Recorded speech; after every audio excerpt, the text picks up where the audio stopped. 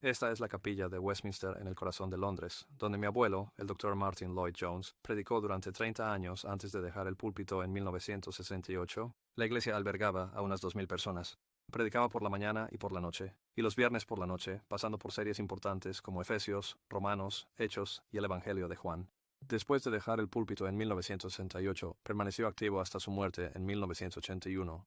Pero en los primeros años de su jubilación, de 1969 a 1971, hizo una serie de entrevistas televisivas.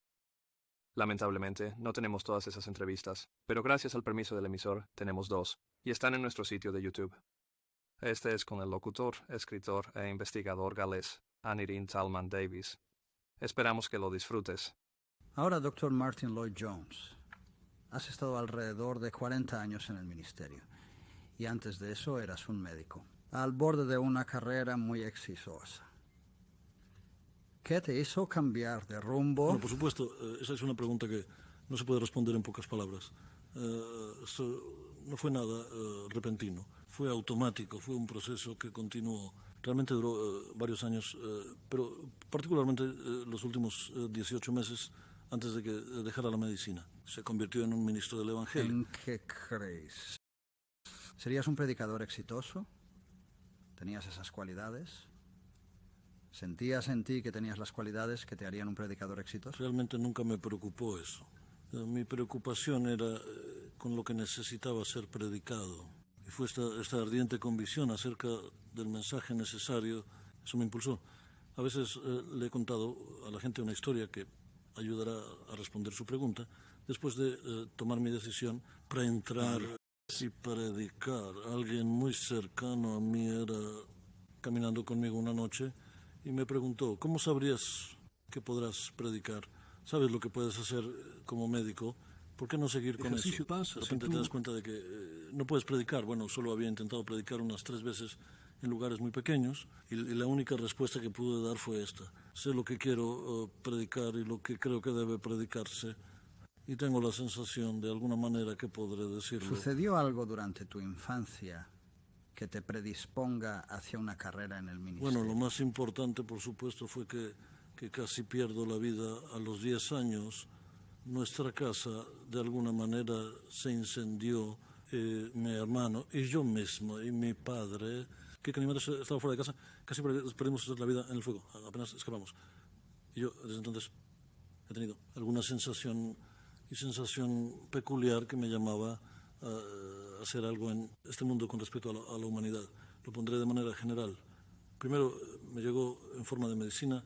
Pero cuando el folleto llamado Los Fundamentos, creo que dio el nombre de fundamentalista a ese grupo, que creen de esa manera, hay una coincidencia entre ellos que estaban en el primer folleto publicado, el Dr. Campbell Moore, Logan, y también un hombre descrito como un médico eminente. Ahora, ¿eres un fundamentalista? Bueno, yo, como muchos otros, no me gusta el término. Prefiero llamarme un evangélico conservador. Eso es en gran medida debido al abuso del término, creo, en los Estados Unidos. Pero soy un evangélico conservador, como lo fue el Dr. Campbell Morgan, y como la mayoría de esos hombres que escribieron el libro. Las contribuciones a ese simposio del que estás hablando eran... ¿Qué dirías que es la diferencia entre tú y las personas que se llaman a sí mismas fundamentalistas? Bueno, uno no quiere ser ofensivo, pero creo que nuestra actitud es un poco más inteligente. Quiero decir, tengo muy poca simpatía por un hombre que simplemente sostiene una Biblia y dice, creo en esto, de portada a portada, cada uno común, de alcance completo. Y todo lo demás. Otras ha habido un poco demasiado de eso y una negativa a usar la mente y reconocer figuras retóricas y demás. Creo que el peligro ha sido estar literalmente en un sentido redondo. Creo que esa sería la principal diferencia entre nosotros. Una cosa que me ha impresionado de la capilla de Westminster, los servicios allí cuando he asistido, es, en primer lugar, el número increíble de jóvenes que tienes y que también están allí con sus Biblias en sus manos, y mientras predicas, ellos pasan la hojas de la Biblia, y te sigo. Y parece que tu estilo es diferente en muchos aspectos al estilo de los predicadores que he escuchado en Gales a principios de este siglo. Ahora, ¿qué piensas? ¿Cuál es la atracción para estos jóvenes en tu predicación? Bueno, yo diría que lo que les atrae es la nota de autoridad, y eso no es nada en mí. Es que soy un expositor de las Escrituras. No creo que sea función del predicador levantarse y expresar sus propias opiniones, teorías e ideas, pero para exponer y sacar el mensaje de la Biblia. Y creo que es esto, y uno hace esto de la manera más razonada y lógica posible para demostrar la inevitabilidad de la conclusión. Y creo que los jóvenes de hoy están buscando autoridad, están desorientados y confundidos y quieren algo seguro. Hacer dos bandejas en la perspectiva evangélica sobre la religión. Me parece que tienden a reducir el contenido social del Evangelio. Es decir, falta contenido social y me parece una negativa a enfrentar el mundo moderno con todos sus problemas. Y el otro es una especie de exclusividad espiritual que les impide, uniéndose con sus compañeros cristianos en cualquier momento, en acción. Ahora, esa es una pregunta larga. Te daré tiempo para responder. Sin molestarte, sí. Bueno, el problema es que no me darás tiempo. El Abogado, líder debería dejarte muchas horas en ambas preguntas con las que estoy muy familiarizado, por supuesto. Esta es la burla habitual. Ahora, con respecto a tu primera pregunta, simplemente lo discuto completamente. Hay toda la diferencia del mundo entre ejercer una influencia política y social directa e indirectamente. Creo que la función de la Iglesia es hacer esto indirectamente. No es asunto del predicador tratar cuestiones políticas y sociales en el púlpito. Él es para predicar a hombres y mujeres laicos que deben salir al mundo a hacer esto. Y nunca han tenido una necesidad mayor de la nota espiritual. El peligro es ser lo suficientemente materialista. Mira, ahora, y creo que esto ha sido cierto históricamente, creo que podría demostrar muy fácilmente que es el evangelio evangélico y ha tenido el mayor impacto en este país políticamente y socialmente. Por ejemplo, los hospitales comenzaron de esta manera, la educación. El principal impulso para eso fue el despertar evangélico de II, hace 100 años. Se acuerda que el movimiento sindical surgió de esto, pero ves que esto es indirecto en otras palabras. Cuando construyes a un hombre espiritualmente y hacer de él un verdadero cristiano, luego desarrolla una conciencia social. Mientras que estos otros hombres siempre estaban predicando política y sobre condiciones sociales, observé que el principal efecto que tienen es alejan a sus congregaciones. Sus congregaciones se han vuelto más y más pequeñas. Algunos de ellos incluso han tenido que fusionarse con otras iglesias recientemente, he observado, con mucho interés. En otras palabras, no tienen ningún impacto en absoluto. Uno de los resultados de un hombre predicando política es que obtiene notoriedad. Pero él no afecta la situación en absoluto. Ahora, creo que este es un punto muy vital. Por ejemplo, recuerdas que hubo un tiempo cuando existía algo como la conciencia inconformista y la gente debería prestarle atención. Hugh Price Hughes, un predicador metodista, dio un discurso un domingo por la tarde aquí en Londres y el señor Gladstone tuvo que escucharlo y adoptan una actitud particular con respecto a Parnell. ¿Por qué? No porque Hugh Price Hughes era un predicador o un predicador político, sino que Mr. Gladstone sabía que la conciencia no conformista, que internamente es para el número. voto conformista estarían en su contra si no escuchara.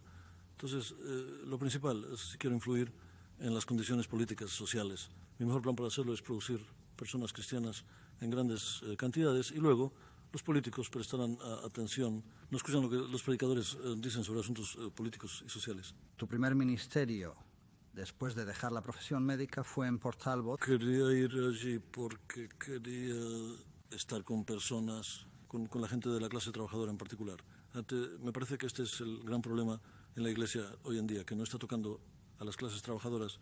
Estuve allí, entre ellos, la mayoría de los miembros de nuestra Iglesia eran hombres de clase trabajadora. Estos hombres de la clase trabajadora en tu capilla en Port Talbot también serían entusiastas sindicalistas. Por supuesto que lo eran grandes políticos. O incluso el secretario de la Iglesia, cuando fui allí, era un gran político, pero se dio cuenta de que necesitaba algo más. En otras palabras, vi que el gran problema en Port Talbot era, y recuerda, cuando fui allí, el miembro de... su circunscripción fue del señor Ramsey MacDonald, y casi lo adoraban. Así que mi gran tema, en cierto modo, era no pongas tu fe en los príncipes. Y cuando formó su gobierno de coalición, por supuesto, me convertí en un verdadero profeta. Siempre les había dicho que no confiaran en los hombres hasta este punto y estaban muy desilusionados. ¿Quieres lidiar con las condiciones sociales? Tienes que hacerlo de esta manera indirecta a través de la predicación del Evangelio. Creo que esto se puede establecer históricamente con bastante claridad. Los hombres no pueden vivir solo de pan. Vamos a la segunda parte de la pregunta, que es sobre la exclusividad espiritual. Bueno. No eres un ecumenista muy entusiasta. Bueno, lo soy, pero no en el sentido común de ese término.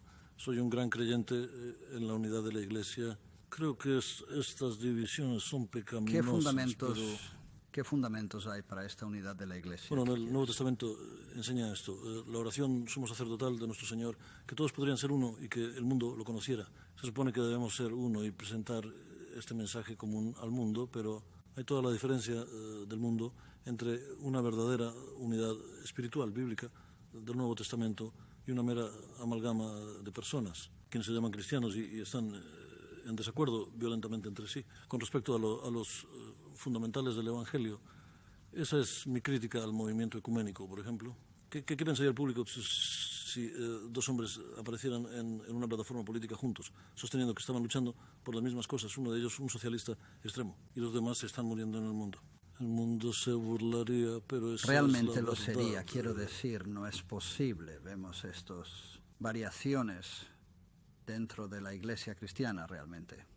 Debemos tener una sola política, un punto de vista surgiendo de la fe cristiana. Bueno, solo un minuto, déjame explicártelo de esta forma.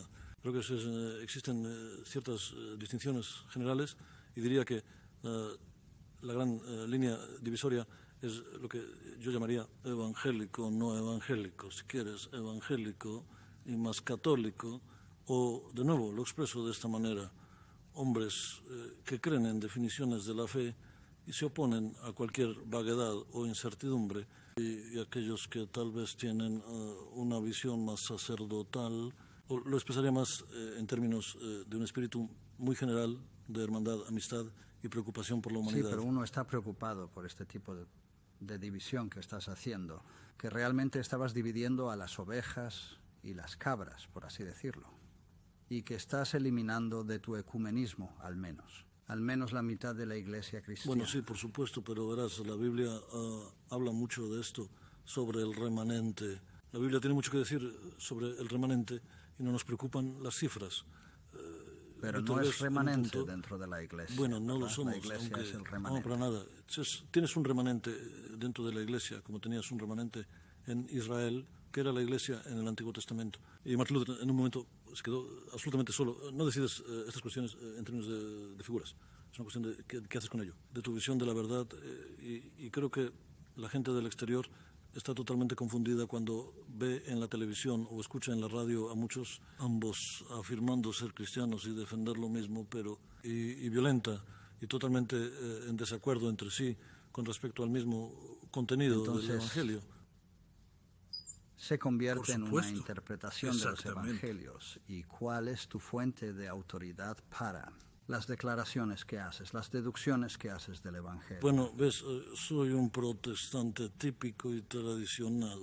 Mi fuente de autoridad es la Biblia misma. Entonces, vas a preguntarme, lo sé inmediatamente, pero esa es tu interpretación. Por supuesto, pero uno es guiado en esto y uno verifica su interpretación por lo que se ha enseñado a lo largo de los siglos, por los padres patrísticos y por los reformadores y por otros. En otras palabras, bueno, el apóstol Juan nos dice que tenemos una unción del Santo y sabemos todas las cosas, dice. En otras palabras, el Espíritu Santo está en nosotros y por lo tanto todos deberíamos ser capaces de interpretar las Escrituras. Si somos verdaderamente cristianos, seremos humildes y modestos y verificaremos nuestra interpretación. Pero esto significa que debe haber algún consenso en algún lugar. Bueno, y si excluyes a la mitad de la Iglesia, apenas habrá consenso, excepto dentro de una secta.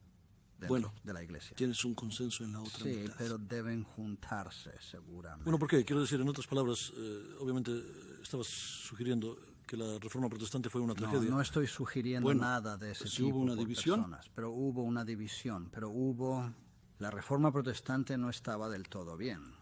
tampoco estaba ¡Qué bien aquello sueño! contra lo que reaccionaron. Todo mal, hombre. Todo mal, quiero Sí, decir. sí. Sí, pero seguramente debe llegar un momento en la historia de la Iglesia cristiana. Debemos imaginar a la Iglesia volviendo a unirse, toda esta No, sección creo de que nunca liturgia. tendrás una iglesia perfecta y este intento mecánico hoy para producir una iglesia mundial es para mí algo que es bastante imposible.